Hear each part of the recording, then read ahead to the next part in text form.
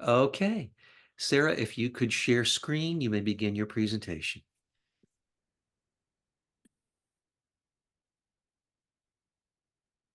All right. Can everyone hear me and see the screen all right? Okay, perfect. Wonderful.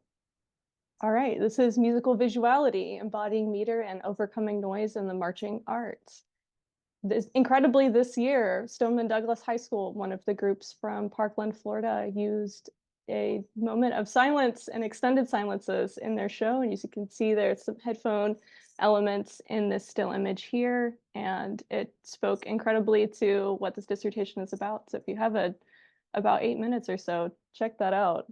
It's incredible, incredible choreography. All right. Let me see if I can advance the slides. 1 second.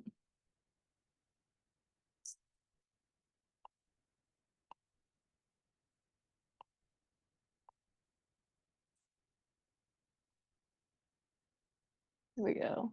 All right. This dissertation was drafted on the original homelands of the Council of the Three Fires, including the Ojibwe, Potawatomi, and Odawa people. Marching arts ensembles travel throughout the entire United States, physically marching across the traditional homelands of Indigenous peoples.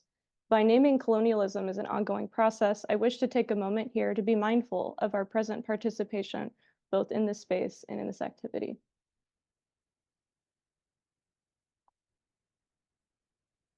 This dissertation takes the marching arts as a venue for answering what it means for music to be visual.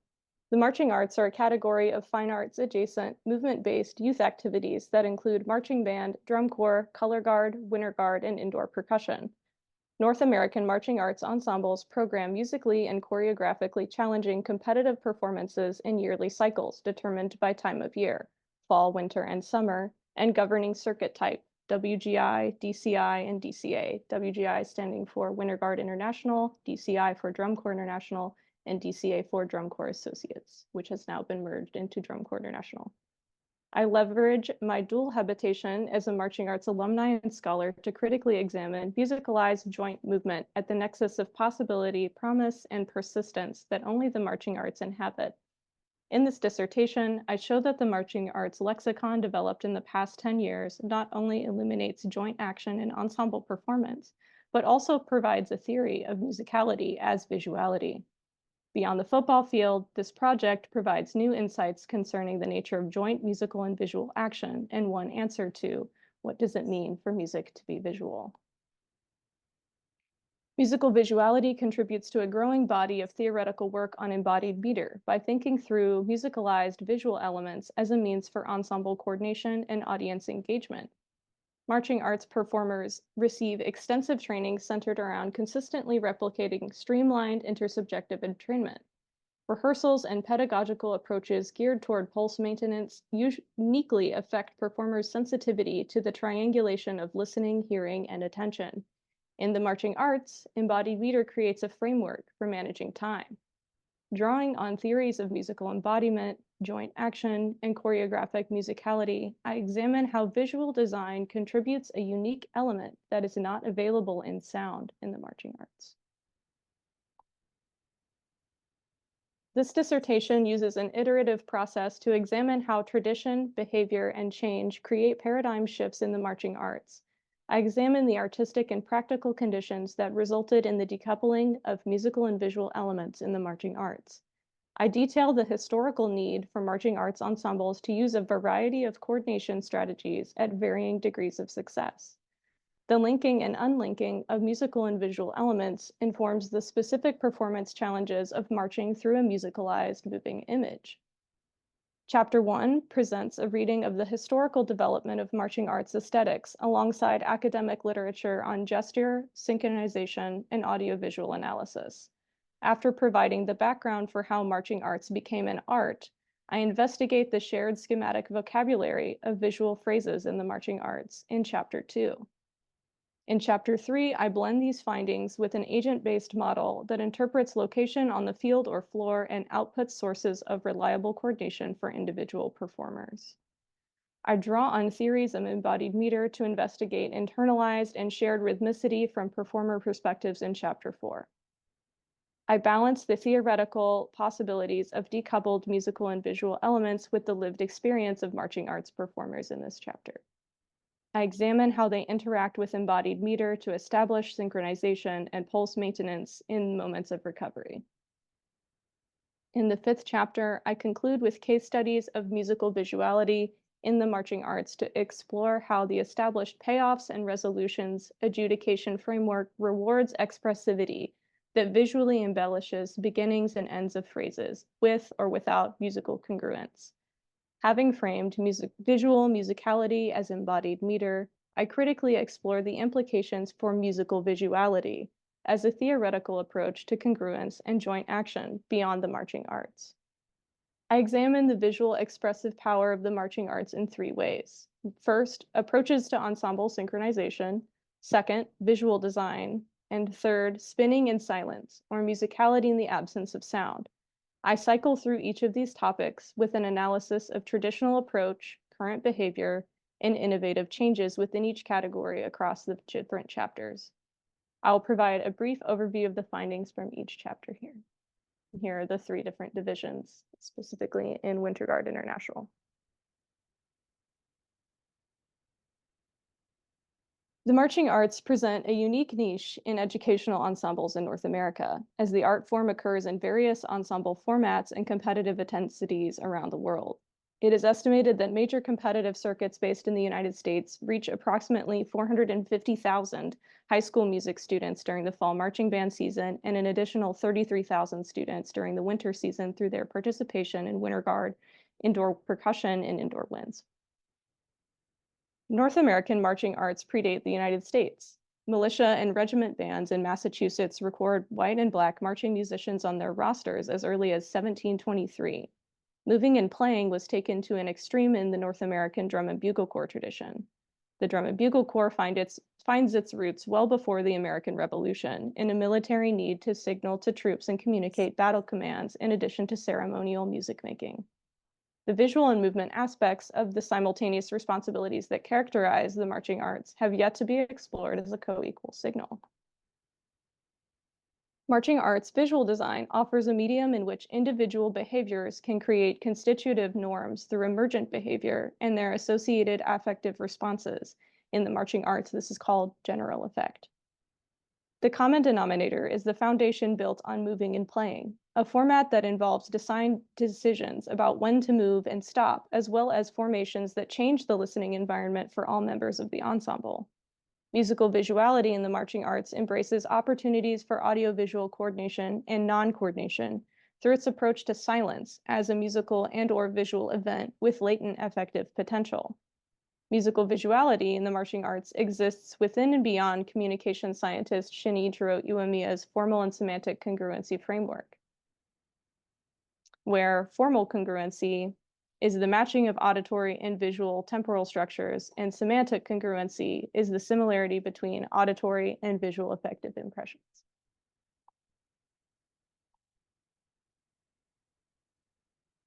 Drum corps presents an extreme case of commitment to visual synchronicity and prioritizes the demand created by the simultaneous responsibilities of playing and moving.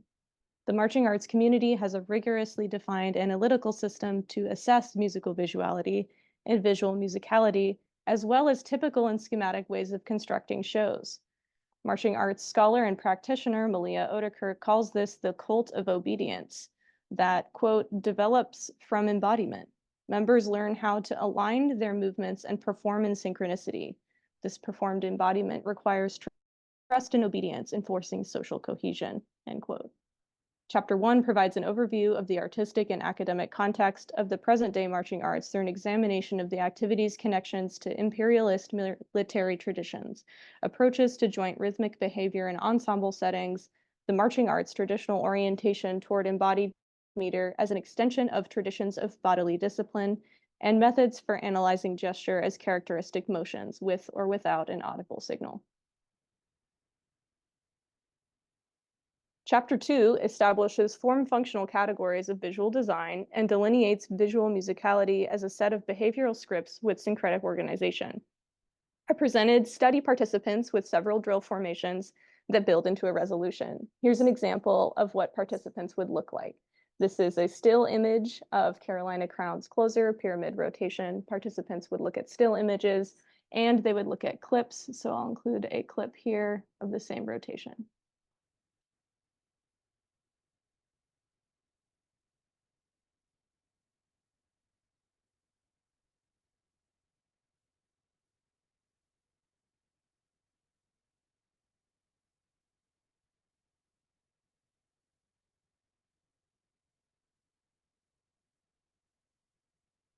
It's hard to believe that that's over 10 years old. That's wild. Participants would predict how visual moments would resolve by selecting the visual design that best represents how they imagined the visual resolution. This experiment demonstrates not only that there is a shared schematic vocabulary for visual design, but also shows that this vocabulary is not necessarily bound to concurrent musical resolutions. Here are the details of that experiment.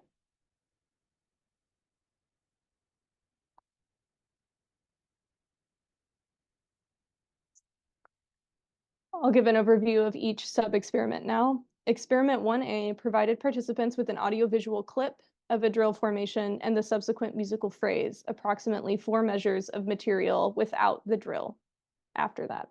Participants were asked to predict whether the drill would change or stay the same based on the subsequent musical phrase. Experiment 1B provided participants with a short audiovisual clip of a drill formation and 3 still images from the same production. Participants were asked to select which still image was most likely to immediately follow the end of the audiovisual clip. Experiment 1C asked participants to observe a short clip of a drill formation with the audio removed and then infer whether the clip had been taken from the beginning, middle, or end of the production. In experiment 1A, found that across 8 trials, participants are able to discriminate between expected change versus expected no change at significantly better than chance levels. Responses varied widely across the different stimuli. Trial 3 yielded the smallest difference between options, where 57.3% of participants selected the veridical option, 42.7% selected the non-veridical, or the option that did not occur. And trial 4 had the largest difference between options, where 93.8% of participants selected the veridical or the true, actual, real answer, and 6.3% selected the non-veridical or false answer. Trial 5 alone of all of the examples had a majority of responses choosing the non-veridical answer. And this was a fake out trial where the drill designer deliberately made it look like they were going to move, but they stayed in a hole. Experiment 1B showed that respondents could, with significant accuracy, predict if a figure would remain the same or change while a show was in progress, and were disposed to predict change whether or not the show design did actually change, and they had difficulty deciding between alternatives regarding the kind of change which was likely to take place. Experiment 1C found that the vertical answer was not uniformly the one most chosen by participants. Further statistical analysis showed that the ending excerpts were rarely confused with the beginnings and the middles. The beginning was actually the dispreferred choice, and middles were rarely judged as ends, while judgments of middles as actual and true middles or beginnings were almost equal. So figuring out what area of the show a different drill set comes from becomes difficult for beginnings in particular. That's a fun discussion in the dissertation. These results partially support the hypothesis that audience members can use the visual design of a show section without music to make inferences about the formal function of the section. This further suggests that a schematic form-functional visual vocabulary is used in the marching arts. Future lines of inquiry will address the orchestration of visual and musical impacts in the marching arts through a corpus study of visual silence, a halt, visual counterpoint, and a wider range of visual settings that interact with music to communicate finality, elaboration, resolution, and more to the audience. To support the visual schematic vocabulary hypothesis, future experiments will ask participants to qualitatively describe the beginningness of a clip. Alternatively, expert populations may be asked to identify openers, ballads, and closers, beginnings and middles and ends in the marching arts lexicon, without audio information available to inform their decisions. This chapter surveys research literature on ensemble synchronization to consider the attentional demands of simultaneous responsibilities in marching arts performance. This review of literature focused on embodied rhythmic behavior and its use in controlling group activity over large distances to a high degree of precision. After this literature review, I create an interactive agent-based model for metronome placement and performer synchronization in marching arts ensemble performance based on my synthesis of the ensemble synchronization literature along with the acoustic properties of a standard football field. This is what the model looks like in NetLogo. I'll put up a QR code so you can access it online through Modeling Commons. It's hosted through Northwestern. As you can see, you can use a slider to select your number of performers. If you click Setup, they will all appear in a jumbled mess like you see on the right of your screen. And you have the ability to click and drag them around to different areas of the field as you see fit. You can select a timing source, the back sideline metronome, the back hash metronome, or a met radius of synchronization for a metronome placed behind a performer. NetLogo will just kind of randomly assign it to one of the performers, and you can click and drag that performer based on where they need to go. And you will be able to calculate the radius for synchronization and the radius with which performers can play along with the metronome with a negligible difference in perception of alignment from the box or front sideline. This is the table that presents the agent-based model's behaviors, parameters, and relationships as adaptive for NetLogo primitives or the coding language of NetLogo. Performers are understood to be agents in the environment with a set of fixed relationships to the physical location of the ensemble's chosen timing source location. Some ensembles prefer to rehearse with the Met on the back hash or behind a snare drummer or on the back sideline. I account for attentional detractors, including embodied dissonance that places musical responsibilities in conflict with visual responsibilities, listening environments that require performers to adjust their synchronization strategies, the individual's part, musical or choreographic, relative to the ensemble output, and their physical exhaustion. More on that in chapter 4. With a comprehensive consideration of attentional detractors, I turn to the possibility of a field-specific and agent-based model for coordination strategies. If you'd like to access the model, here is a QR code to visit Modeling Commons. It lives there. You can run it online through a Google Chrome extension as well as Safari, I think, too. It's also linked several times in the dissertation document.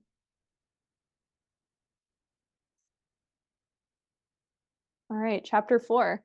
This chapter situates chapter 3's model in a real-life context, leading to an exploration of the synchronization strategies of drum corps performers.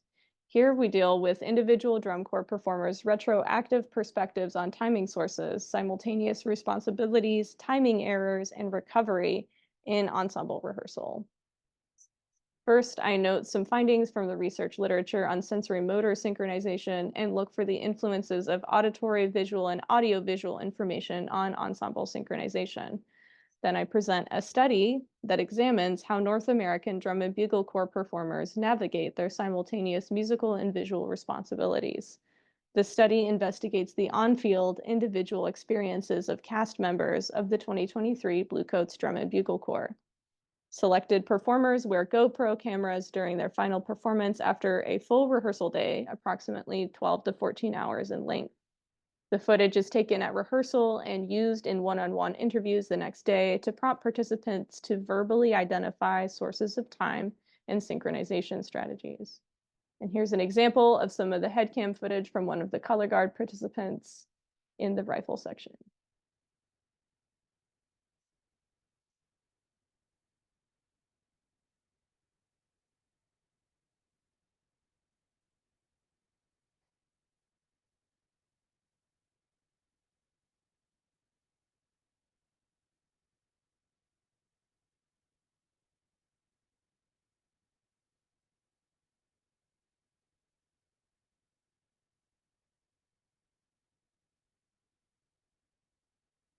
I'm sure that looked excellent over the Zoom lag.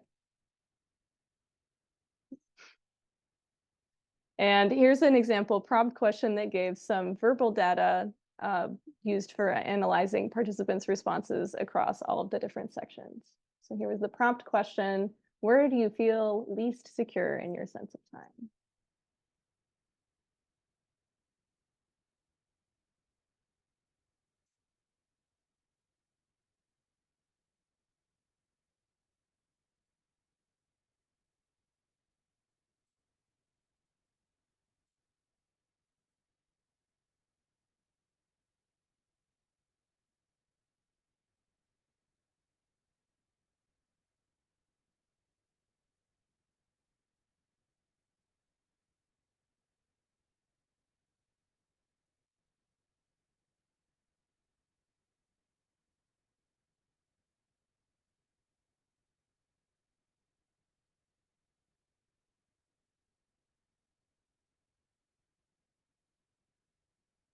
When asked to locate their initial source of time, all 8 participants provided a very detailed answer about their individual responsibility for finding a shared pulse.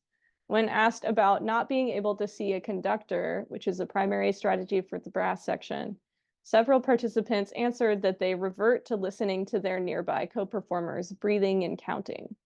Brass performers and backfield conductors who cannot see a front conductor due to a prop restaging in this specific show were relying on duts as a means for verbalizing pulse or a reference to compare how dutting or just saying just a on every count instead of saying a number out loud aligns with the footfalls of other performers in their field of vision.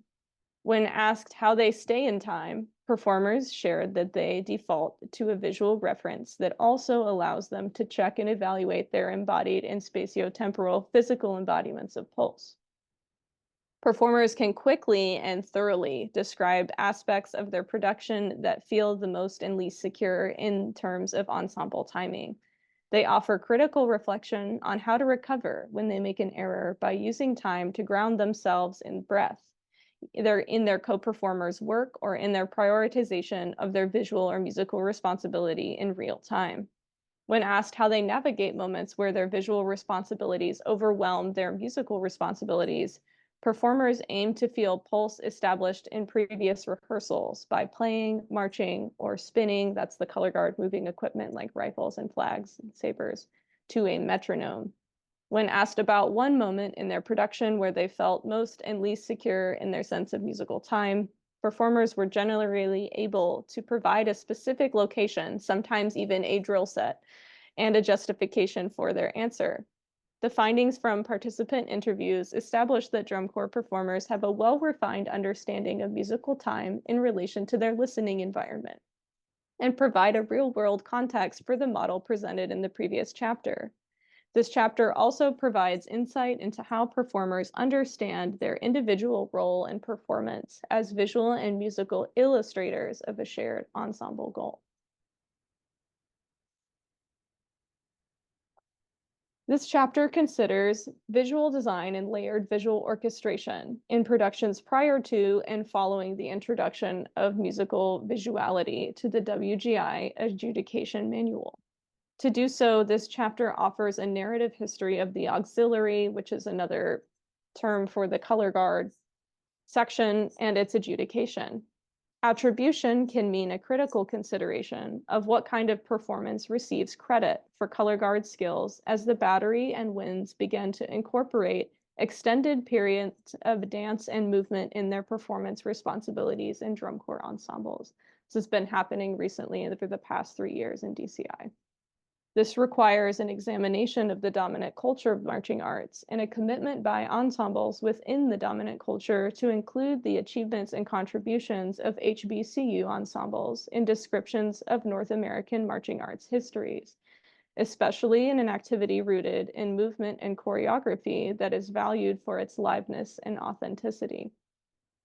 In this section of the dissertation, I consider the physical and rhetorical location of the audience in adjudicated marching arts performance to analyze 3 circuits of different approaches to engaging the audience present at their events: WGI, DCI, and the HBCU Circuit Battle of the Bands.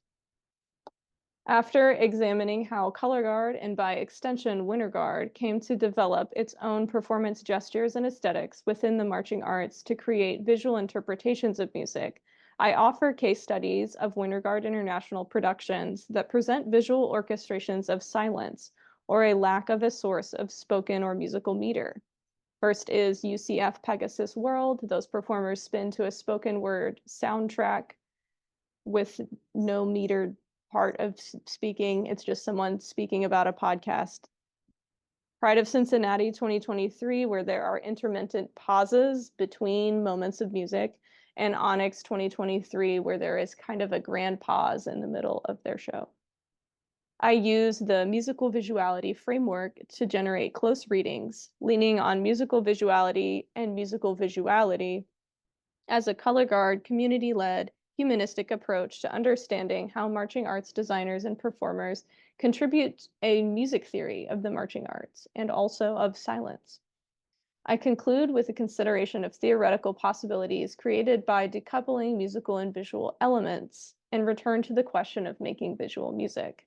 I examine these productions through the lens of Elizabeth Margulis's framework for the analysis of silence.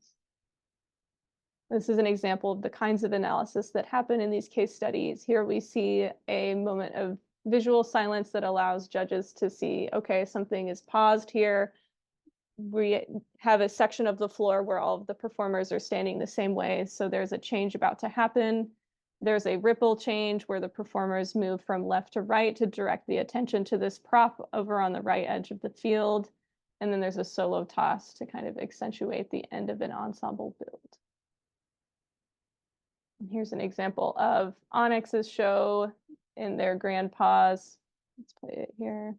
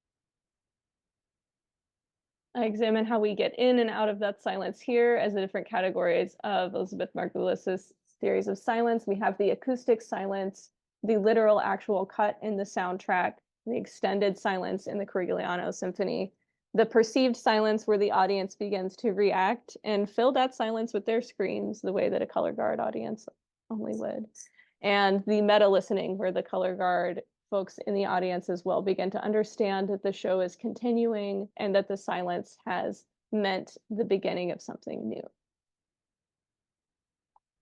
Here's the operative framework for Margulis, where the listening itself has become the center of the attention. And here we have the end of the iterative process where innovation in design also becomes and informs tradition and expectation.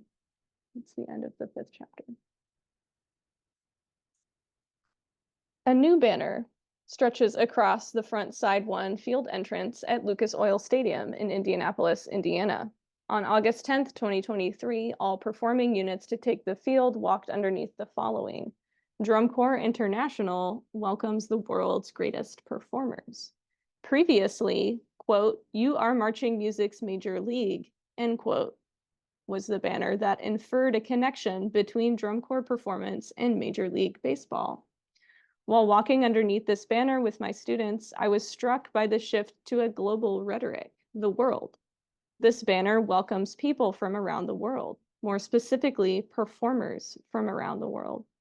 Performers are directly acknowledged and explicitly constituted by the banner, whereas "You Are Marching Music's Major League" was a statement about those who walked under the banner. Before the banner change, people walking under the banner were members of a major sports league. mostly from the United States, and were groups of players. Now, Drum Corps International welcomes the performers and not players of the world. In this dissertation, I have presented how the marching arts create theories of music. The unlinking of musical and visual elements in an artistic medium that competitively and aesthetically valued their status as co-equal has positioned visual design to contribute a unique element that's not available in sound. I analyzed the introduction of musical visuality as a claim about how music can be visual. With marching arts specific phrases and philosophies of music as an entry point, I pinpoint this North American marching arts performance tradition as a generative context for refining theories of audio visuality, silence, joint musical and visual action, embodied meter, ensemble coordination, and music. The language change in the 2020 WGI adjudication guidelines offers a significant paradigm shift that will transform the conditions in which marching arts productions are adjudicated, designed, and performed. The introduction of musical visuality has transformed how audiovisual analysis takes place in the North American marching arts. Future work will consider how musical visuality conceptually enriches existing approaches to visual illustrations of music through an embrace of kinesthetic analogs and their embodied representations. This includes an exploration of merged subjectivity and choreographic empathy in performance practices within and beyond the marching arts. Rhetorical examinations of audience receptions, adjudication sheets, and descriptions of performance and design processes by community members will form the foundation of inquiries that disrupt the position of the dominant culture of marching arts performance as the assumed ideal model for North American marching arts and marching music. What does it mean to move beyond tradition? It will take all of us, performers, designers, researchers, community members, and spectators to find out. Thank you.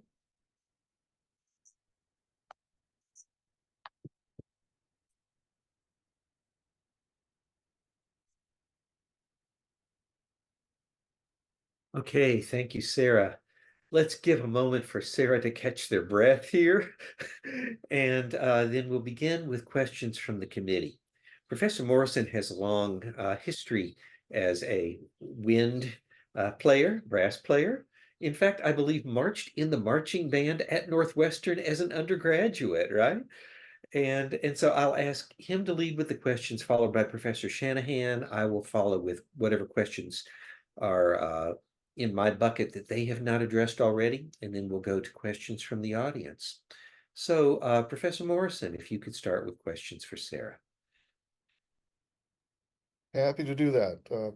Congratulations. Thank you very much. Very enjoyable. It's as Professor Ashley was saying, as a person with a bit of a history and background in this area, it's really fun to encounter these ideas within a scholarly framework, rather than my usual experience in a more performative only sort of approach. So a few questions. One,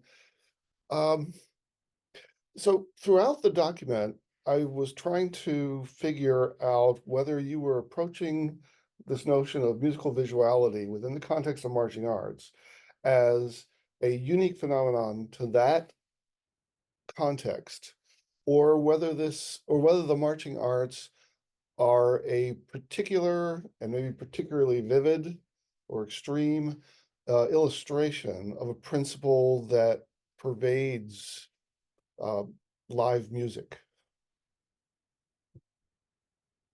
Thank you for that question. Yes. And I think it's the first time I've seen it constituted in language has been in a marching arts specific context. And this happens in dance all the time, moving musically through an extended period of silence or doing something musical like a tempo modulation in the absence of an external pulse. This happens frequently, but it's not written down and adjudicated within a framework in the context of the marching arts. I think that's kind of really what separates marching arts from many of the other different performing arts disciplines is that there are numbers and point gradations assigned to all of these different things. And those can also be conflated, depending on who's judging, with value judgments about aesthetics. So throughout the document, it is absolutely meant to be an extreme illustration case study of what it means to rhetorically constitute musical visuality and taking that seriously as a community-generated framework. Mhm. Could you explain what you mean by a community-generated framework? Absolutely. Musical visuality is a phrase that originated out of the Rule Change Caucus for WGI, and that comes from an elected body of groups, performing units that are tasked with representing the needs of different levels. So independent open, independent world class, scholastic class, all the way from middle school to professional performing groups. And they meet together to talk about the adjudication process. And the phrase musical visuality was brought up in 2020 and introduced into the rule book as a way of rewarding professional, independent world-class groups that were spinning in silence. So silence became an actual built-in part of the adjudication process. And that takes hundreds of thousands of votes. That is a caucus process that engages people from around the world. So, do you think that they intentionally meant this to be what you are unpacking here, or are you kind of digging in and exploring the ramifications of this, what could simply have been a shift in terminology? Absolutely. Yes. I take it very seriously. And that is intentional to see, okay, if this is a theoretical statement about what it means to make visual music, let's take it very seriously and unpack what does that mean in this medium and what could that possibly mean for other artistic mediums that involve movement and music. But I do know that this language change came about because of one of the case studies presented in this dissertation in 2018. That performing unit that had no music in their soundtrack was almost knocked out of a finalist position, and they were on the Rules Caucus the year that musical visuality was introduced. And it's my suspicion that they wanted credit that they did not receive in 2018. So I think that's the most marching arts way of this possibly getting addressed, is somebody wanted points and didn't get them, which I believe relative to the history of the activity. But in the Midwest Color Guard Circuit, initially music was not allowed in the 1960s when the Midwest Color Guard Circuit was formed. And this is also in the narrative history of the auxiliary chapter. Music was not allowed at all, and the color guard circuit became a way for performers who were in fall marching band to have something to do other than annoy their band directors during band class in spring semester. And eventually music was allowed. Production changed significantly once music was allowed, and it's interesting to see this return to silence as this marker of extreme expertise and understanding, especially because color guard performers receive metered and embodied training where counts and counting and 8-count phrase structures are drilled into them from day one of their performance training. So many things emerged from wondering what to do with the kids, right? Yes. Kind of a related question then, on a more of an analytical bent. You made the point that the visual information is co-concurrent, but not codependent on the auditory information. So I read that in the context of your method, as we can remove the sound and still be making visual sense, if you will. So what I'm wondering is your thoughts on the absence of music versus the presence of either unrelated or incongruous music.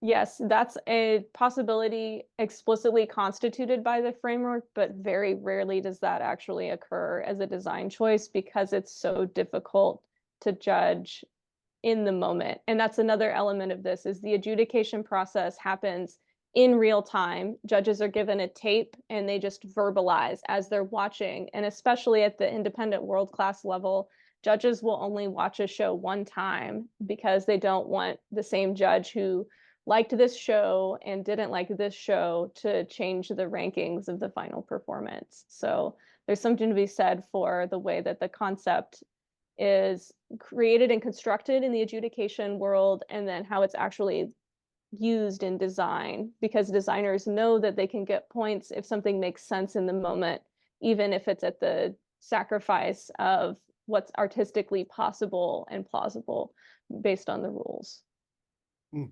Okay. I'm thinking about how you might take these ideas and examine them within different contexts. And I was really interested in your opening section of the chapter where you were discussing the HBCU traditions. Being a person who my first sort of outside engagement with an honor group was with a community of Black bands in Louisiana, and my wife taught in that context for a while. I had a real curiosity about this. So how do you see taking some of these ideas and examining them in other contexts like that? Yes, it's a really, really, really important question. And I think this dissertation begins from the point of reading those traditions together instead of separately, and actually trying to begin that conversation. And right now we're at a point where there are drum corps that are specifically designed to blend those traditions. The Columbus Saints are a drum corps associates or all age group that has the express mission statement of strengthening the pipeline between drum corps performers and HBCU ensembles. So they work with a lot of late high school, early college students and pipeline them to HBCU groups. And they use those aesthetics in drum corps performance, which is very rare and something that is not valued in the adjudication guidelines. Usually there is a strong, very, very, very strong preference for cohesive sound and all of these like basically like rhetorical tag markers for Western art music and like classical music, what is valued in professional brass playing. So the Columbus Saints are forcing that dialogue by presenting an ensemble that challenges how credit is awarded and how credit is attributed in different aesthetic styles. So, but it's been a ongoing conversation since DCI was formed, and DCI kind of, I mean, like the evolution of the high school marching band significantly changed from all these junior drum and bugle corps around the United States to high school marching bands receiving fundings, and then the emphasis being on secondary school education. So I think that that's also how high school groups are engaging these groups is a huge part of that conversation as well, because the influence of Drum Corps International aesthetics and visual design on high school performance and design can't be denied. In the state of Tennessee judging guidelines, there are explicit requests to not use DCI terminology in your assessment of the groups, which is always fun. Completely different question is going all the way, well, this happens throughout, but I'm looking at page 192 where you state that musical visuality offers a theory of silence predicated on a music theory of marching arts. I'm wondering, thinking of that word theory from a scientific perspective, is there a way that you could think of to eloquently test this theory to potentially sort of dismiss it as erroneous? That's a good question. I think that that comes through in the study in chapter 1 and looking at the visual design schematic vocabulary as form function. If there's a theory of silence or how silence is used in productions, in Winter Guard, it's so new that there are so few examples that they are not yet idiomatic to the use of silence. But in 5 to 10 years, it will be possible to run an experiment like presented in chapter 2. I misspoke. To begin to examine if this theory of silence that's presented in the adjudication guidelines is actually genuinely form functional. But right now it's so context specific that it becomes hard to be anything other than a rhetorical theory presented in the adjudication guidelines. Mm-hmm. Mm-hmm. One last speculative question for you. This entered my mind early in the paper and then really ramped up in the chapter where you collected participant voices. And I was thinking about how to distinguish between what people claim they're doing and what's actually functioning.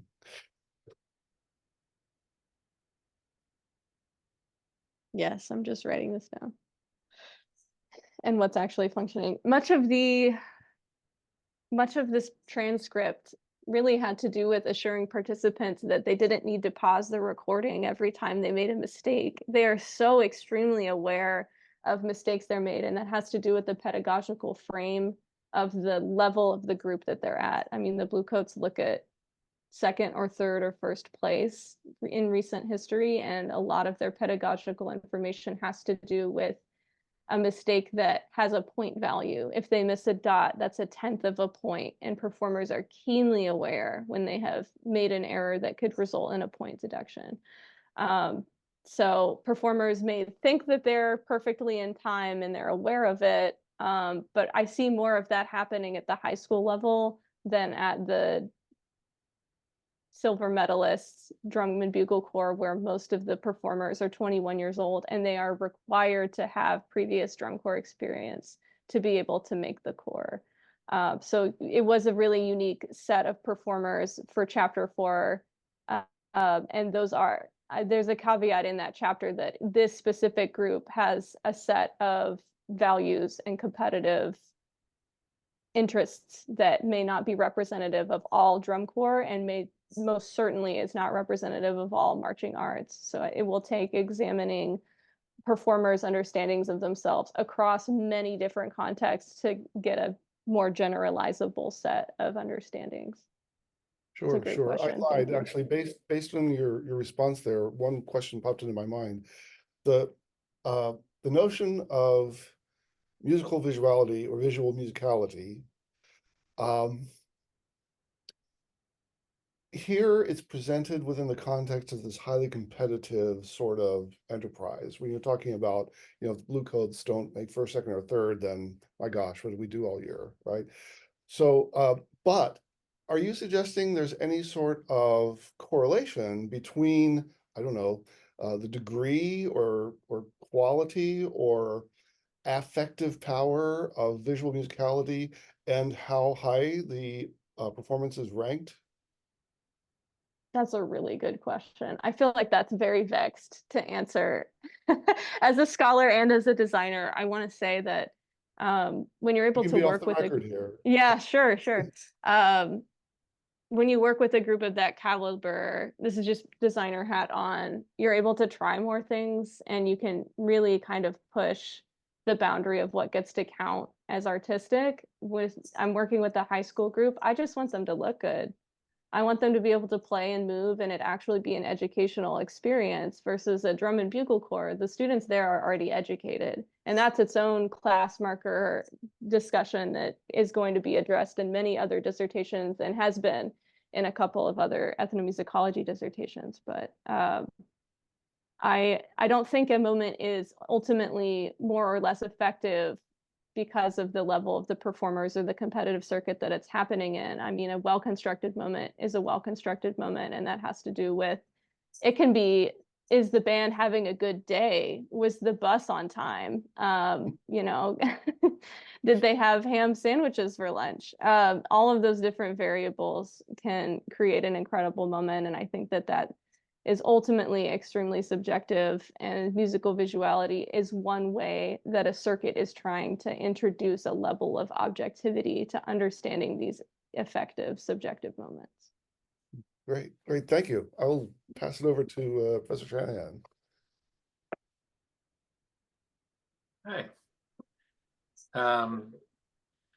Hi. Let me just start off by saying I really enjoyed reading this and I enjoyed your presentation. And I not only is this very well done, but I think it's just a good example of where I like to see music theory going, you know, you know. I like that it's practitioner based. I like that it's kind of using multiple methods and exploring different ways and at getting at this question. And I was just very, I had a big smile on my face reading through the whole thing. So thank you for that. Thank you. I want to start with experiment 1.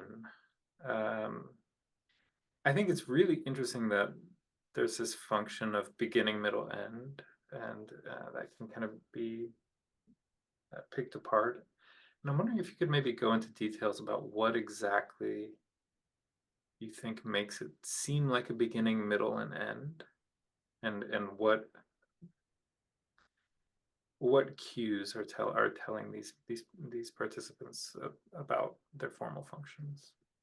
It's a great question because how I decided beginning, middle, end and plugged it into an experiment is entirely predicated on being in the marching arts from the specific range of 2010 to 2018 and how someone who marched in 1990 to 1998 they would make different decisions about what beginning and middle end are based on the different design style eras and what's valued. And part of that evaluation process comes from this competitive aspect that forces theorizations about silence and movement and what a good transition is, because they have to be able to rank the Cavaliers versus the Blue Devils, and it has to be written down.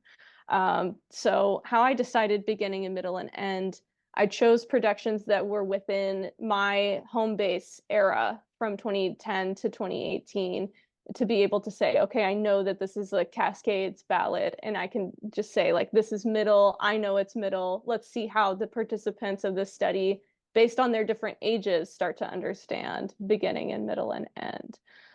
Someone in their free response on the survey actually wrote that they kept putting beginning for things because the design style when he was marching in the 1980s was that the corps would start on the left side of the field and then make their way to the right side of the field. So he he genuinely had beginning, middle, and end parts of the field versus how current generations may understand it as they're moving quickly. That probably is a closer, it's high velocity drill. That might be a beginning. The flag work is in unison, which is a huge one. For beginning and end, or middle. The groups are all moving at different times and there's no unison drill reformation happening. So all of these very marching arts idiomatic specific judgments were made, and it would take a team of researchers who have experience in the marching arts to be able to do this on a larger scale, which is an exciting prospect, but I also recognize is may or may not be possible. Yeah, but I think that's kind of what I was hoping to see more of, and I know it might not be possible, but like, okay, so there's this generational divide between actual location on the field, pace, kind of coordination in sync, or kind of polyphonic approaches. But those seem to be different cues at getting at beginning, middle, end, right? And I'm wondering if you have a theory of which of those informs what, and maybe you could expand on that a little bit. I think this also is where it gets into the designer specific idioms. So this is its own other dissertation, is how does George Zingali, the person who introduced asymmetrical drill, writing beginnings and middles and ends. He has a lot to say, and what he says is very well documented for a like community marching arts ensemble. There are so many different interviews with George Zingali talking about his process, but how Michael Gaines at Vanguard and at Cavaliers and now at Crown, how he's writing is different for each of those different ensembles. So that it also gets into this color guard question of what does it mean to spin in the West Coast style? What does it mean to spin in the East Coast style? Does that even exist anymore? Or is it just dependent on who is teaching the group? Is the Michael Shapiro style different than the Michael Lentz style? So those cues they become very specific to how basically how a composer would write or construct something, and how a designer, it's like a book of licks that they use that's specific to Zingali.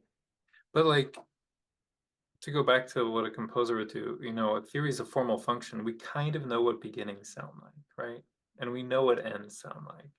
And usually, even if you don't know the composer, you can kind of say this is a middle, right? Mhm. But here it seems like that's not necessarily the case, right? Because of these generational divides, because of these regional divides.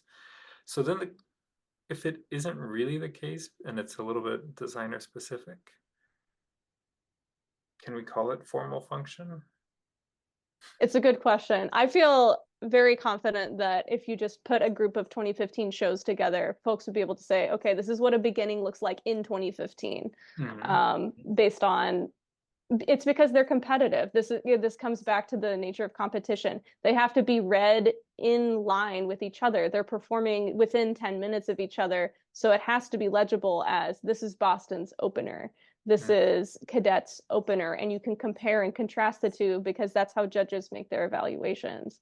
And while beginning, middle, and end aren't specifically referenced in the adjudication criteria, they will frequently reference pacing and variety and like words like that to talk Yeah. about how to give credit to the flow of the show. Yeah. So, yeah. Okay, cool. I had another question about net logo, which first of all, it was so cool that you incorporated that, and I was playing with it on the Model Commons site, and I really enjoyed it. Cool thing about models and the cool thing about agent-based models is you can tweak them and play with them and kind of see, okay, these are the properties that emerge, and as I'm kind of like adjusting all the sliders and things like that. I'm wondering if you could talk a little bit more about like the big takeaways. What were like the real emergent properties that came from this agent-based modeling exercise? Yes, this is an agent-based model that is barely scratching the surface of timing problems, because it's impossible to even get the context specific. Okay, the mellophones are playing this in line with the saxophones here in a model like that. It becomes so um, dense with information that needs to be considered in ensemble timing. So the large takeaways were the backside line metronome is not the cure-all we think it is. I am now very firmly advocating for the abolition of the backside line metronome in rehearsals, purely because the synchronization radius is so difficult based on where performers are staged. And yes, that option 5 where you could see the performers turn orange once they're too far away from other performers, that's another major one. We actually use that in the calculation for a drum corps show with a group I'm working with this summer. Oh, that's fantastic. So it became a real life practical model, but it's just purely speculative. We won't know if it's actually true until the performers actually get out there and play. This might be very naive of me, but surely there's better technology, right? Than like a single metronome on the ground 50 yards away. Yeah. Well, they started using electronics in 2006. So there's that. Yeah. Cool. So I really enjoyed I think Professor Morrison already talked about this a little bit, but the discussion of HBCUs, and what that got me thinking of was actually every time I've seen HBCUs perform, it seems as though there's a very different set of traditions. For example, the drummers use slings, right? Which has its own set of affordances and kind of performance strategies. And so I'm wondering if you could talk a little bit about this intersection of technologies and affordances and how they actually might impact the coordination strategies that you're talking about. Because and you allude to, you briefly talk about Jonathan D'Souza's work.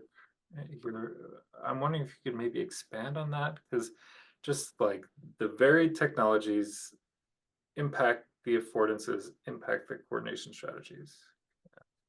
Absolutely. I think this is a very important question. And what first comes to mind is a major difference in the HBCU circuit versus the WGI and DCI worlds. are that DCI and WGI will sell tickets for only half of the stadium. And that is to give this presentational, this is where the audience sits, this is the drum corps performs at you. Anything that's behind the drum corps, it's not real. Like the whole half of Lucas Oil Stadium is, there are literal giant 500-foot black curtains behind the drum corps to kind of frame it as a performance.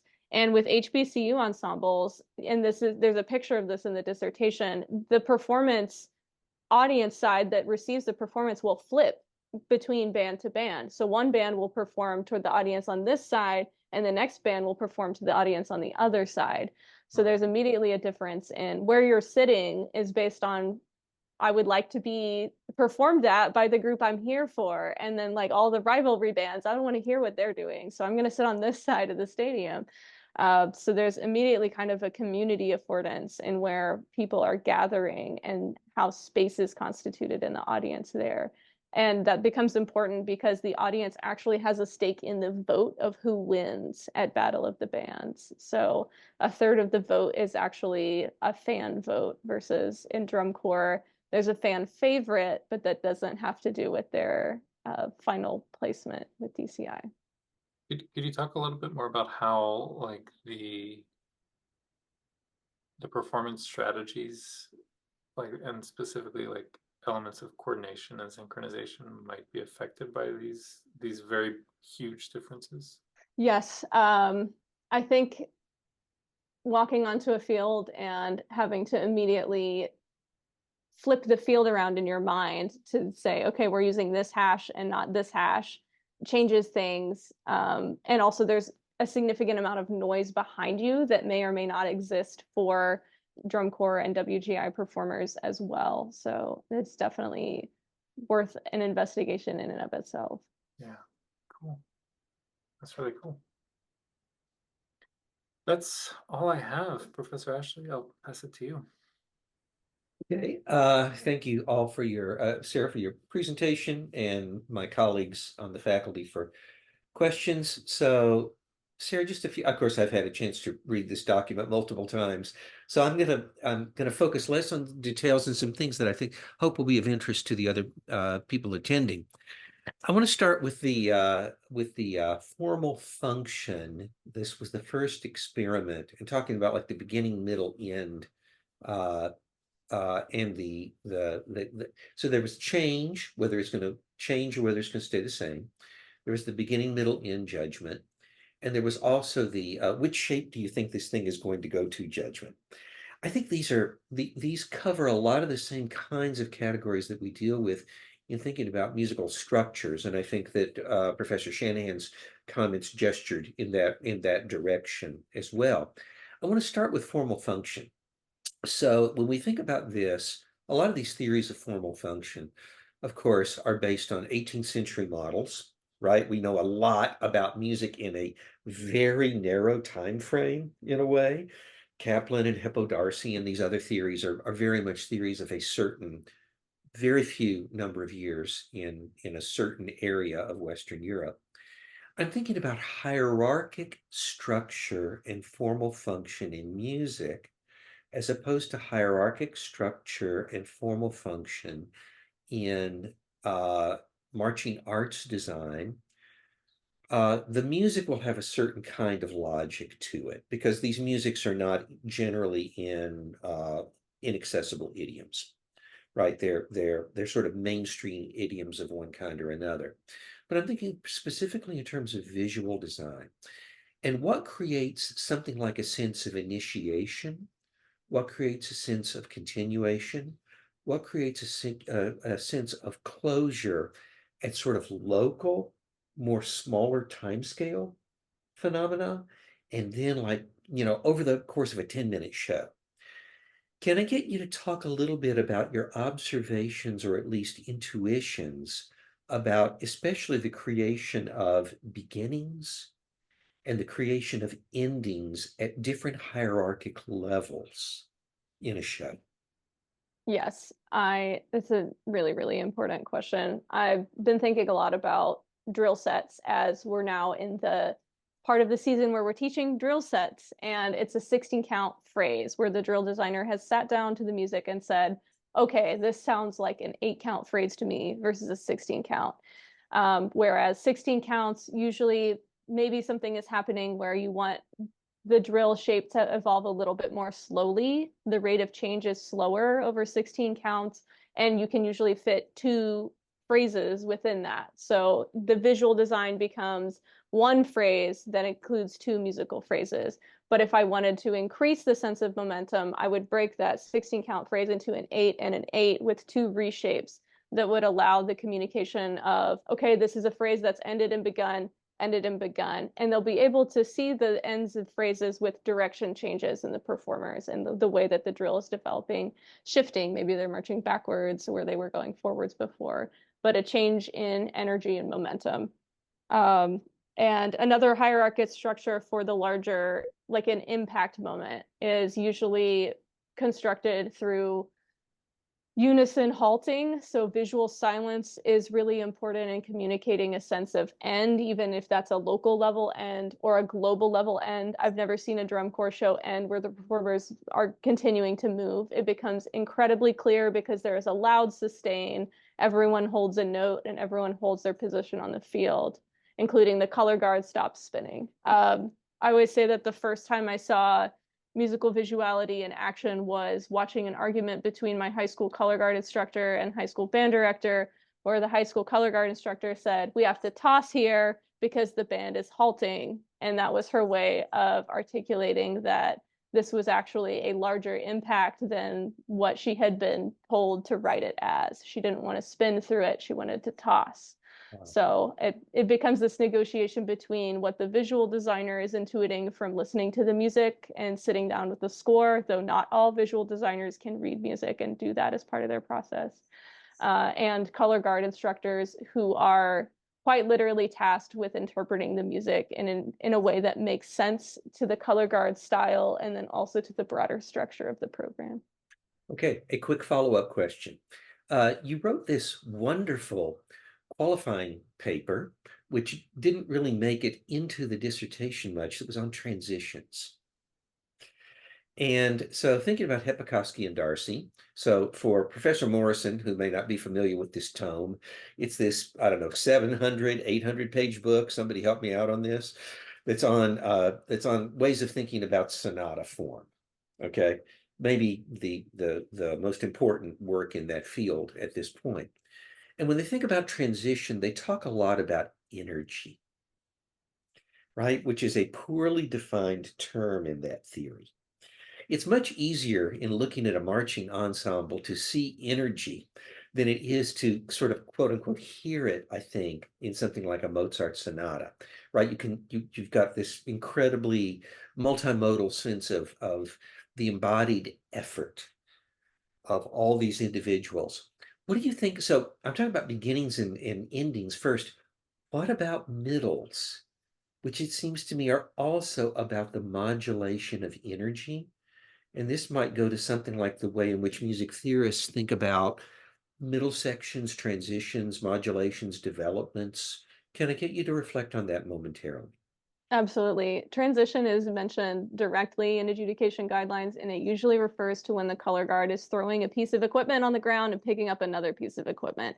So that is another strong energy change, and it communicates a mood shift when we shift from flag to saber. Okay, something else is going on here. We have swords now instead of flags. So the word that comes to mind is unstable, not just as a way of being, but also as a category. This beginning and middle and end categories are constituted by transitions because the transitions do not firmly fit within those things. And there will be transitions from beginnings and middle to end. In the traditional style, the corps would stop at the beginning and then actually restart with the drum major counting off. That's kind of stopped in the last couple of years, and there will be this they're kind of living through these transitions where there's this tapering off of the musical texture, less people are playing. Usually there's one soloist trying to guide the visual attention to the beginning of the next scene, and they will use the word scene very specifically.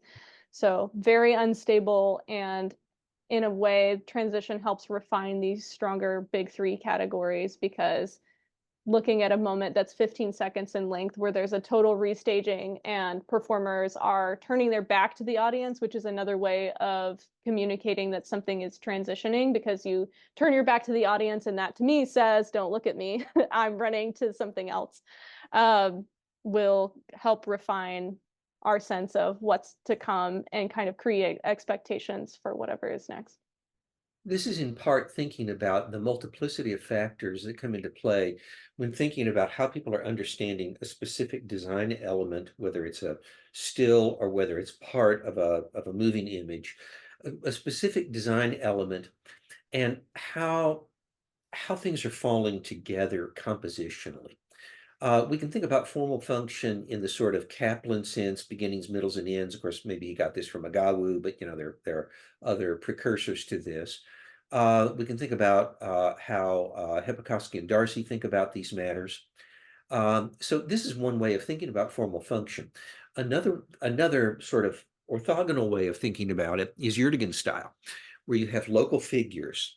And those figures, whether it's a printer or whether it's, Quecenza, whatever it is, these have different kinds of typical placements and perhaps and have their own kind of semiotic functions within the play of elements over a piece.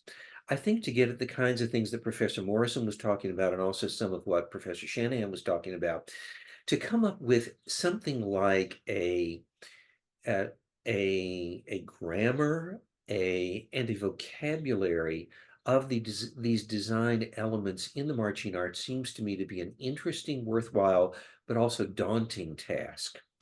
I don't think we've got cookbooks for these things, like we've got code cookbooks, for people that are doing programming, right? Where you've got like snips of things and you know that if you've got this kind of thing, you can like chain these things together.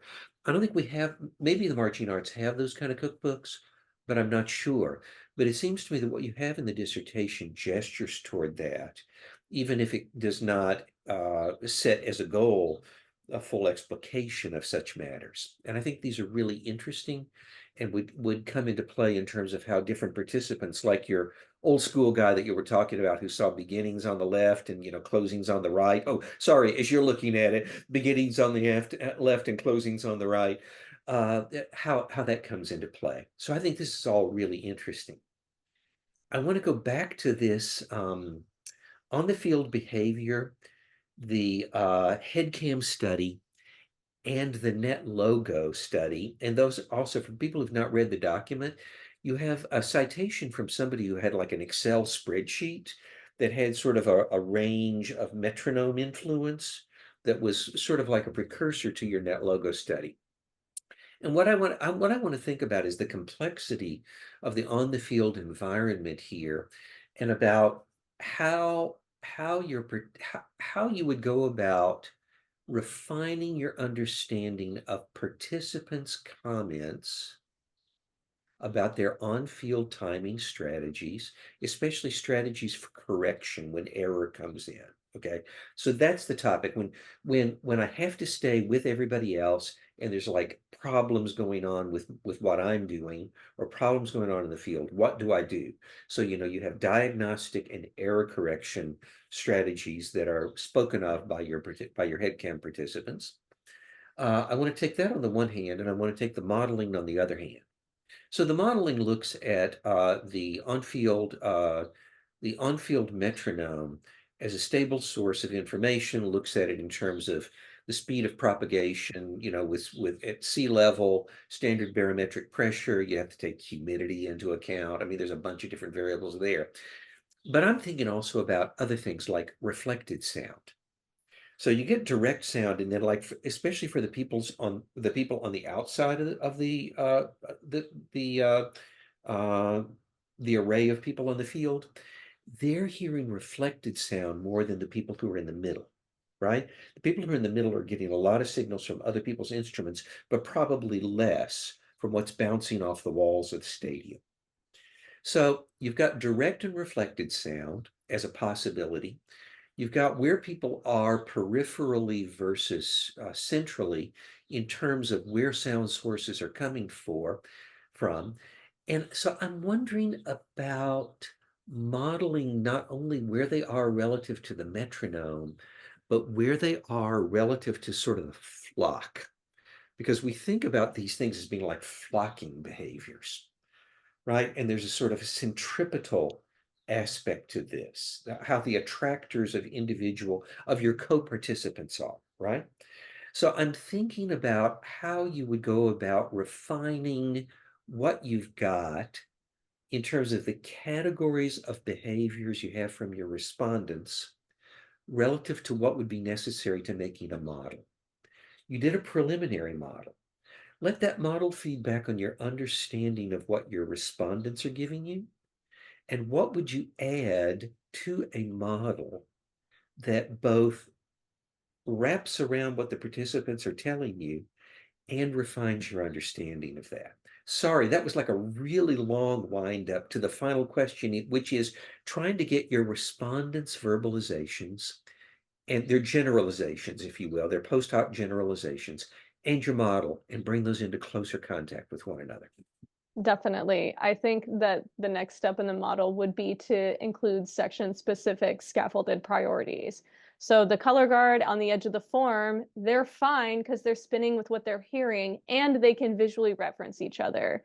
But when you have to be a musical contributor to the full sound and you're on the edge of the form, that's different. And you're thinking a certain of like percentage ahead, like a 16th note ahead. There have been times where as a performer, they said, okay, you're playing an eighth note ahead here.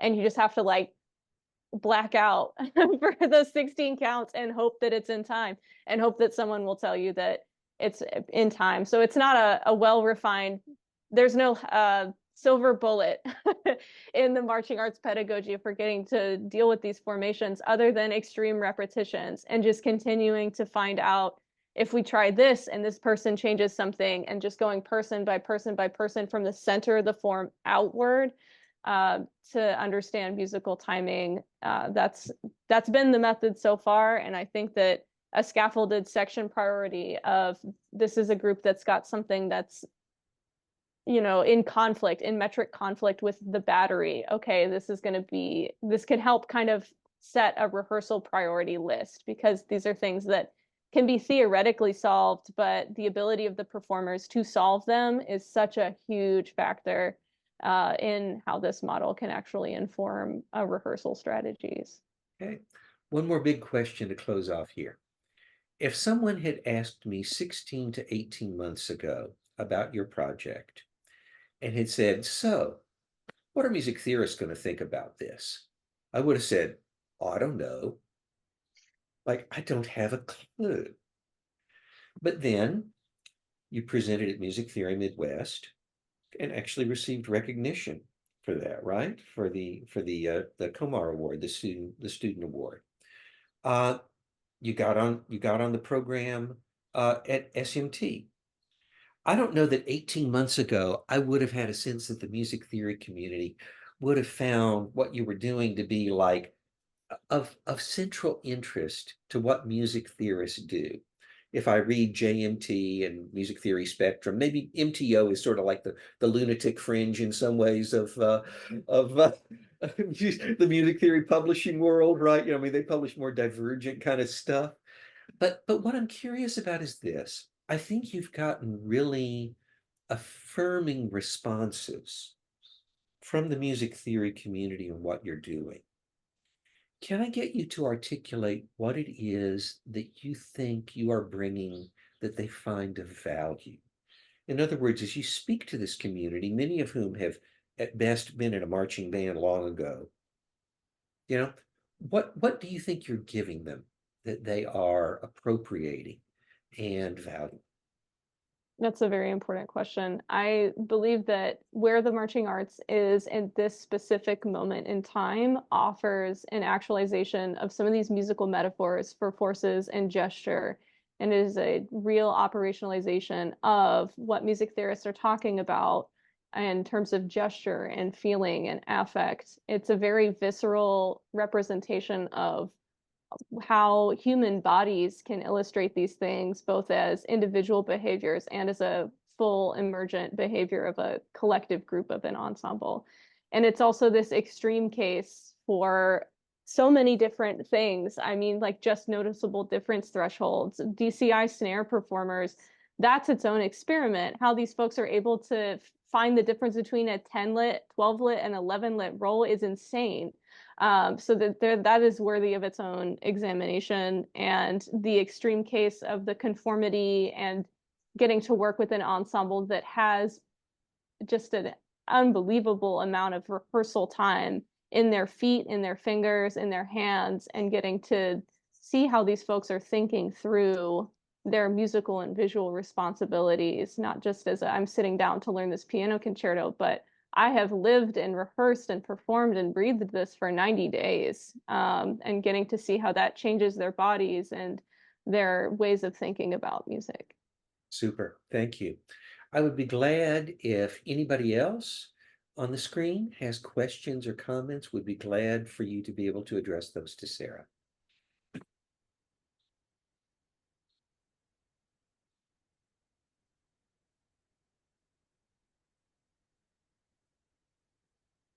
Just claim the floor and move Okay, on. I don't want to just like jump in. First off, this was fantastic. So thank you for sharing this with us, Sarah.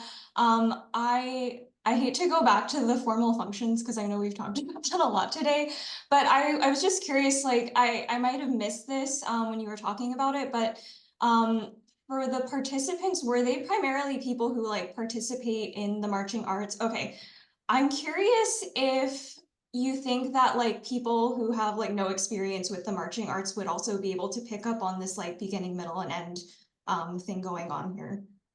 Yes, super important question. And initially, that was the plan, to include a broader category of folks who weren't as familiar with the marching arts, whatever that means. It was kind of hard to decide who gets to be an expert, who's in this middle group of I'm familiar, like maybe my son did marching band, and then, who is not an expert. So initially, that was part of the plan, and the response rates for the non-experts was so low because the survey participation link was circulated and forwarded to several hundred marching arts alumni who were very active and wanted to know and participate and have their data represented in what was being said about the marching arts. So that is definitely a next step, is to understand how strong these sensitive categories are for people who are not participants, because I think after staging probably several hundred ballads at this point, I'm about tired of it. I know what a ballad looks like, and hopefully I can create a ballad that communicates what middle can look like to somebody who's never seen a marching arts show before. And I think that that's the mindset of a lot of designers. So definitely worthy of investigation. Thanks for that. Thank you. Others?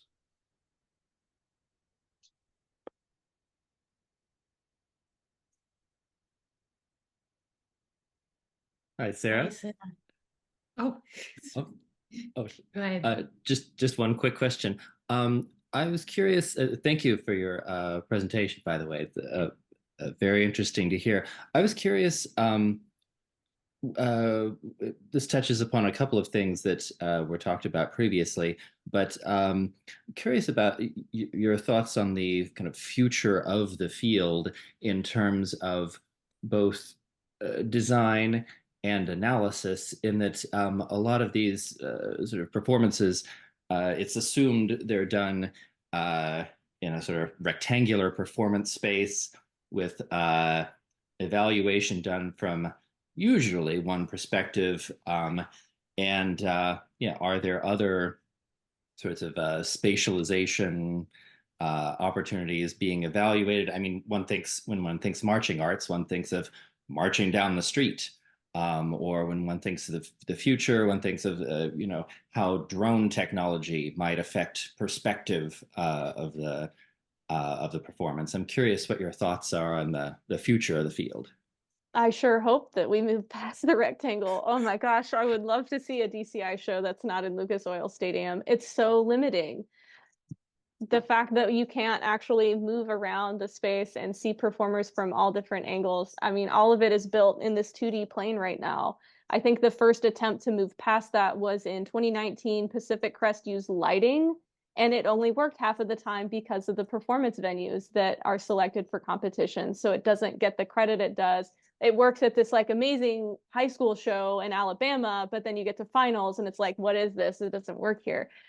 So definitely that's going to happen in WGI first. It's DCI will always trail behind Winter Guard International, and that's happening with the silence thing.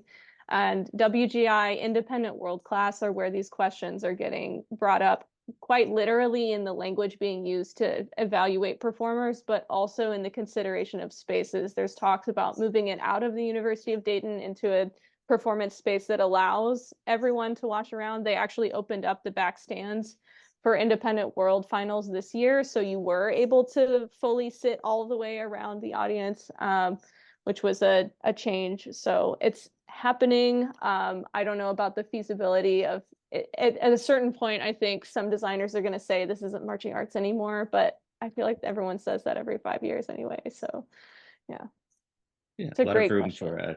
for different perspectives emerging. So thanks so much. Yeah, of course.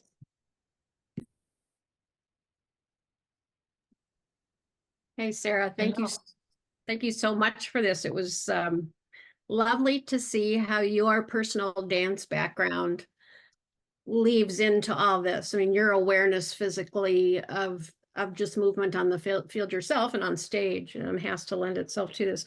Kind of building off what Robert was saying, when you were talking about the headcam experiences, I kept thinking to myself, I wonder how that would be different in the varying types of performance venues they find themselves in their season, like an outdoor stadium versus when you move into those dome stadiums. I'm sure the sort of adjustments they have to make are profoundly different. And so I just thought that might be interesting to, and maybe you did, I don't know if there were differences in those people and their reportings. So thank you so much. Of course, very important consideration. And in talking with all of the color guard folks in particular, like dancers, they will continue to prioritize actually finishing the choreographic phrase rather than cutting something out so that they can be correct on one. So they will play with time so that they can do their toss, and maybe they'll make the toss a little bit lower so they can catch on one. But that wind up to the toss has to be all together too. There's not a single moment where something can't, there's no room for error or to come out of synchronization. So as a group, they will move in and out of this one beat structure phrase and actually really make time flexible. So it's a very important skill set that serves them well when they get into the dome, because the sound dispersion and all of the butterfly echoes in Lucas Oil Stadium are insane. And it's the color guard section that always shines at those shows because they're used to adjusting. And the brass performers, in my own individual experience and in watching my students, it's just like, it's like, all right, they're going. Good luck. And it just sounds insane. And you have to turn your ears off, which is its own strange way of performing and thinking about music. But the color guard is used to turning their ears off. They are always watching. So yes, this fascination with dancers always wanting to get every single part of a movement within a phrase and finding these phrase boundaries that may or may not align temporally with count one, but they will get all the way through that, even if they have to speed things up and slow things down to go all the way through it. It's pretty amazing. Great, thank you. Leo, did you have a question? Yes, first of all, thank you so much. It was amazing to watch and to see your research. I have a couple of questions. So I'm not very familiar with the marching hands choreography and music.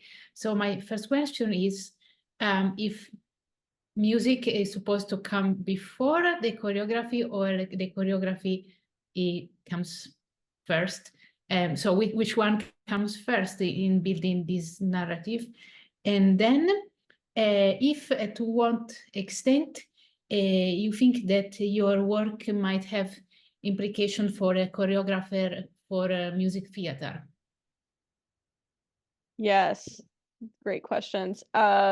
Yes, so in the process, the music is usually picked first, and it depends on the section because the color guard will immediately start choreographing and then they'll figure out their place in the drill. So they'll write standstill choreography for the guard based on the music and then hope that it works with wherever they're staged on the field.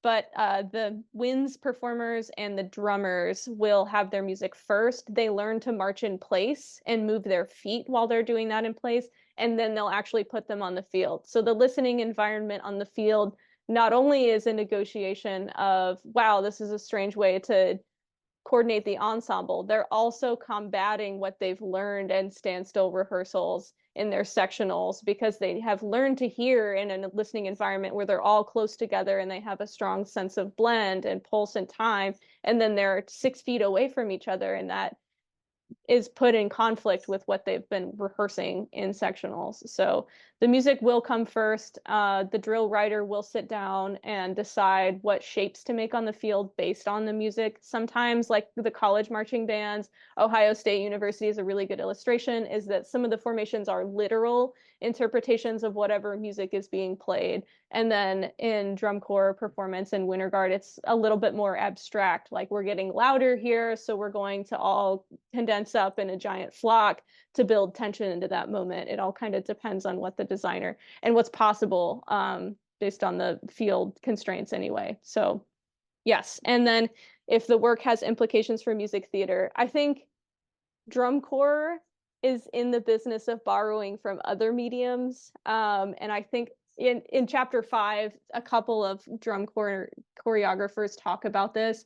They say that dancing started in the color guard because they saw it happening in musical theater, whereas HBCU ensembles had all of their performers, not just the color guard, dancing in performance traditions 10 years prior to that. So there's this kind of break in dialogue between the different marching arts mediums.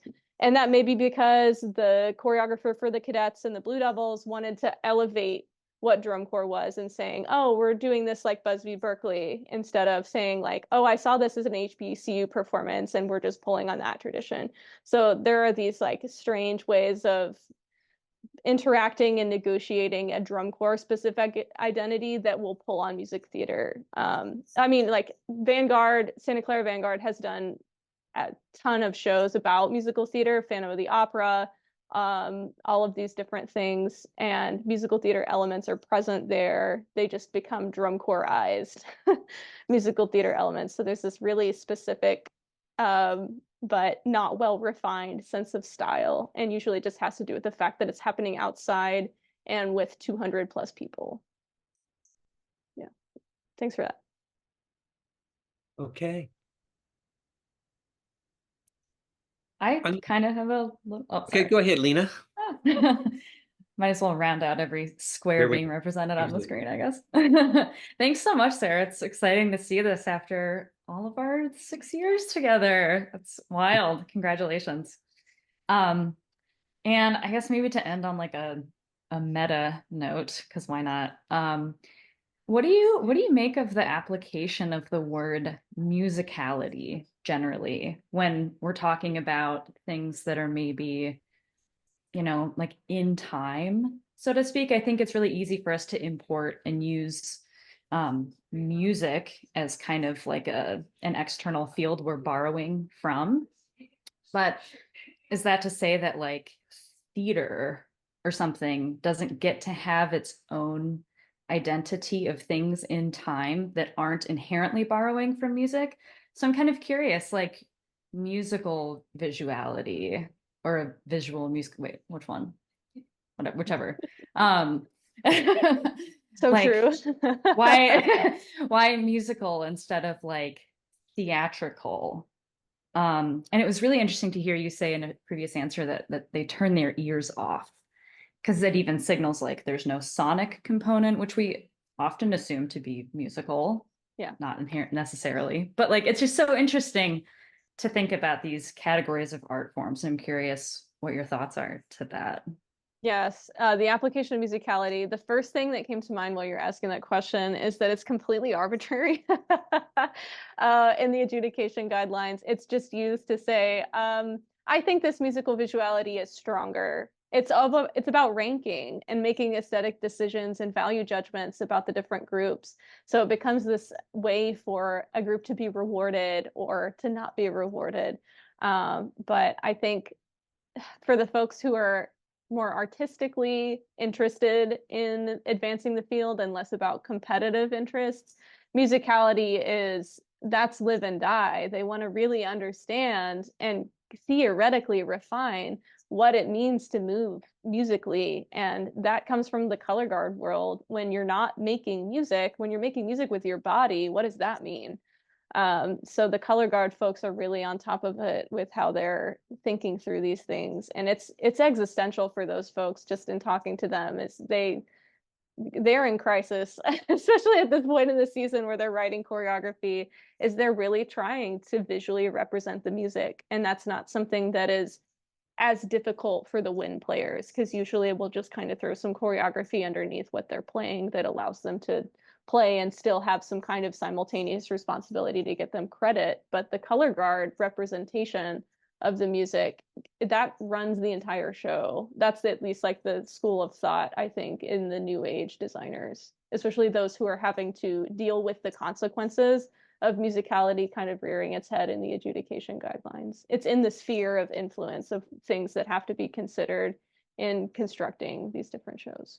So it's a great question, but the answer is just the answer is a question right now too. Okay, I'm going to have to put everybody but the committee into the waiting room while the committee has a brief discussion. And then if you can hang around, I'll bring everybody back in. So that felt very short. Was that a long time or a short time? Or am I just sweating?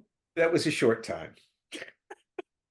And usually, I don't know, short time, long time, the outcome is we congratulate you on a successful defense of the dissertation. I would like the committee members to be able to leave you with a thought or two each. Professor Morrison first, please. Ooh, Sarah, I will send you some comments that I believe for the most part are spelled correctly, and because I just kind of dumped them down as I was reading through, that hopefully you'll find helpful, and I'm happy to answer any questions or clarifications, and I'll copy Dr. Ashley on that as well, so he has them. Very enjoyable. As you were talking about a number of these things, I know that your primary focus is in the drum corps world. And I was just thinking about, what this means, beyond that. And I think that things like drum corps or marching bands are such extremely extreme sorts of musical gatherings and performative units. I'm amazed that they have not received more attention because they're very hard to control in so many ways, and that may be part of it. But they also, make everything very big, and make things very visible. And when you add, I think, something I think I really took away from this session today, when you add that competitive and evaluative and quantitatively assessed element to it, it adds an imperative to these things that I believe you'd agree that have been going on in the background all this time. And now they're consequential, right? People could watch a performance and make, what they would out of it. And if they're right or if they're wrong, if it's good, if it's bad, no harm done. But when you're having things like, judges score things or audiences vote on things, then these things become consequential, and then we begin to wonder, well, what's happening here? So I think your collected ideas really shine a light on that, and I think have exhibit a level of intrepidation that is admirable, that I hope more researchers in our area will follow your footsteps. Professor Shanahan. I'm kind of echoing that. Professor Morrison is kind of talking about this as how it will benefit the marching arts, but I actually, and I agree, but I hope you continue with this work just because I think it will really benefit music theory. think it's great for the field that you are doing this and doing it at such a high level. And so I really hope that you publish this. I hope you keep working on this project. And I also have comments to give you. They're minor. I kind of made a silly move in that I'd been looking at the screen a lot with finals and grading, and I printed it off. So now I need, like this afternoon, I need to like convert them, and then I'll get them to you. But like, yeah, I have a lot of comments scratched and written down, and they're all minor. You know, I think some of the things with like the stats reporting, just like minor style issues, you know. But yeah, nicely done. Yeah, for my part, I can say that this was a pleasure to work with you on this project. For everybody's notice, the deadline for submission to ProQuest will be August 2nd, I think. And Sarah and I will work together on revisions on this. Part of what I'm going to work on with revisions is this is a dissertation that has an enormous number of really interesting ideas in it. And there's some places where I'm going to try to help craft a clearer through line of those ideas, because it's sort of like this constellation that that like emerges all at once. And so to have a more linear presentation of some of it is part of what I'm going to be after in a couple of places. And I do think that especially the Qualtrics chapter, the formal functions chapter, as we're calling it here, and the modeling chapter and the participant responses, that those are places where, you know, single chapters for pull out for publication are well within reach. Yeah. So congratulations again. Can we congratulate Sarah one more time? And of course, there is a form to fill out, possibly more than one. I believe that we do this online, but Sarah, yeah, I think maybe that starts in the graduate tracking system. And then there's places for the faculty to sign on that. And then it goes to possibly to Christina for vetting, and then on to the graduate school from there. Yeah, okay. So, Sarah, Everyone smile so I can take a picture of us on Zoom. there we go. Thank you all Okay. for being here. Yeah, okay. Thank you all so much. Take care, friends. Appreciate you all. Congrats. Thanks. Congrats. Congrats. All right. So good, my friend. Okay, good luck with the pharmacist here, huh? It'll be great. It'll be great. Yeah. Okay, we'll be in touch, and probably it might be the first of the week. You're going to be really busy the rest of this week, right? With this onboarding stuff. I'll be at graduation. So you will be. I will be. I had given up hope of that happening. No, I'm flying in from San Francisco. Yeah. Oh my gosh. Yeah. Well, I will be there, my friend. Yeah. Perfect. You'll get to see my dad. Okay. See you soon, Dr. Ashley. Yeah, safe Bye. travel. See you soon then. Bye-bye.